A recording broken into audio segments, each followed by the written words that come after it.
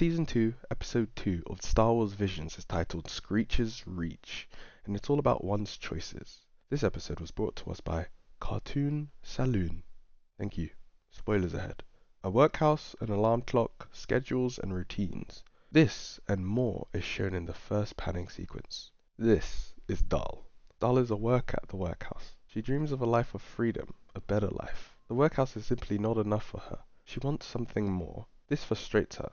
So much so that she works out of tempo with her colleagues. She ends up breaking her hand wheel and steams off. Her friends notice. Enter Bathan and Quinn.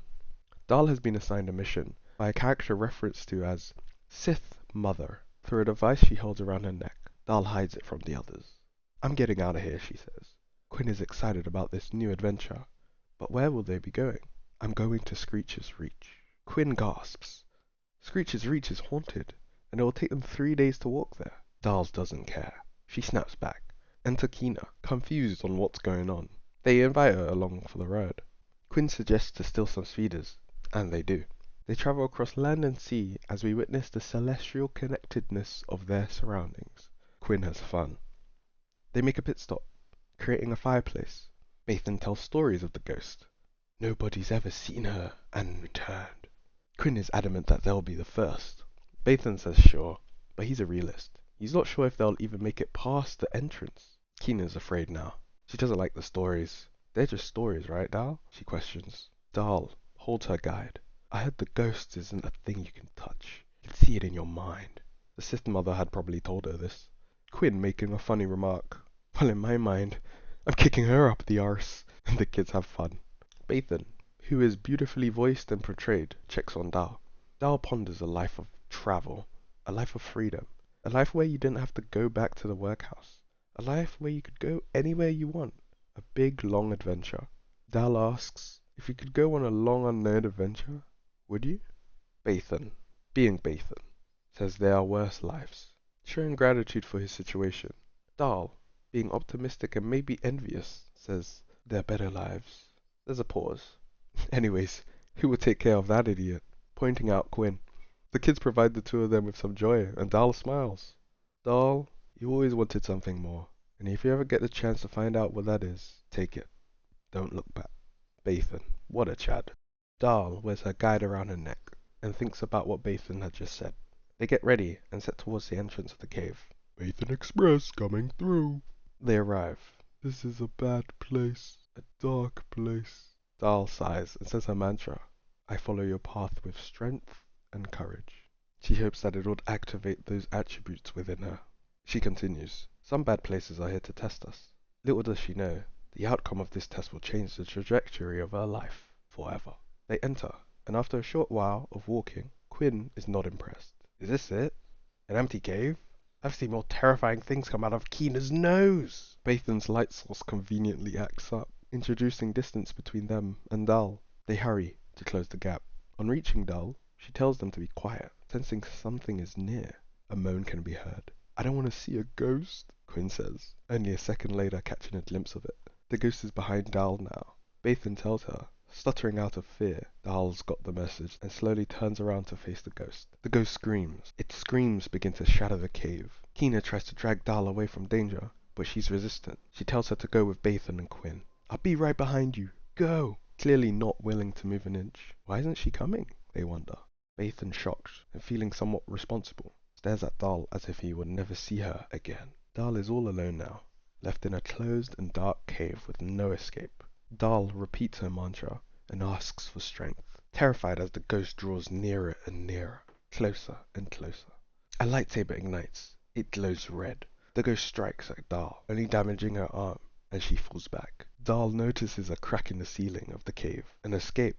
She trips on her way towards it. The ghost performs a lightsaber throw, almost hitting Dal. The ghost is after her now. She climbs up the rubble towards the light. She slips. As a result, the ghost manages to grab her. She gives one last call of strength. Please, give me strength. As if a miracle, Dal uses the force and draws a large boulder towards herself. She slips out of its way, forcing the rock to fall on the ghost. What is it with force sensitives and lifting rocks? More light was introduced to the cave, showing a home and the true nature of the ghost. The ghost still had a fight, and uses the force to grab its lightsaber. Dahl manages to intervene. It begins to scream again, making the cave shake, whilst continuing to use the force to pull her lightsaber out of Dahl's hands. Dahl ignites the saber, left with no choice, strikes the saber down in one blow. Dahl finds an exit to the cave, and she's noticed by Kina. Dahl, she's alive! Quinn was upset that they almost died. Dahl didn't really pay them any attention though. Lost in her own head, she lets out, she was real, a real person. Bathan asks, what did you do? Dahl replied, hesitantly, I was strong, and turned to her guide. You gave me strength. The medallion glowed, bright red, and replied, now it's time for us to meet. A spaceship appears out of nowhere. It opens, revealing an individual in a majestic and heavenly style. Dahl was displeased with the test. You said the test was in my mind. The true test is always in your mind, the Sith Mother responded in an eerie, Jedi-like way. The Sith Mother confronted her. You did what you had to do, right? Dahl, curious, questions if she's passed the test. The Sith responds with, you've passed. No, it was more like, you've passed, in the most unsettling tone. That's yours now. Come, child. Bathan, Quinn, and Kina are left shocked and confused. Dahl wants to bring them with her. No, the Sith Mother says sharply. This was always for you, my young apprentice. Only you. The kids are confused. Dahl? Who is this? Dahl explains. She promised me another life. A way out of here. Quinn and Bathan realize what was happening and go through a roller coaster of emotions. Anger, resentment, loneliness, to name a few. I had to try.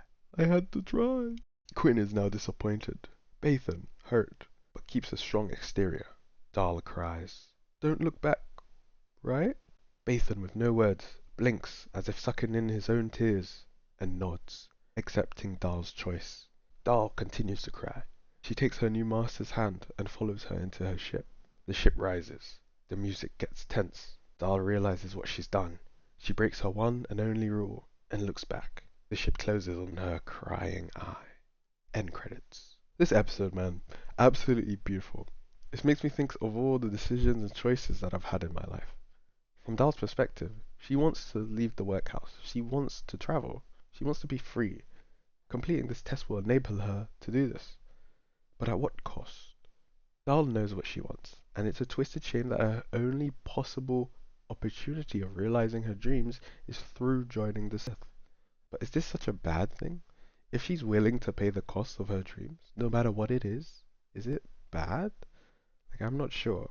It could be, but, by the way they portray the Sith doesn't look that bad here.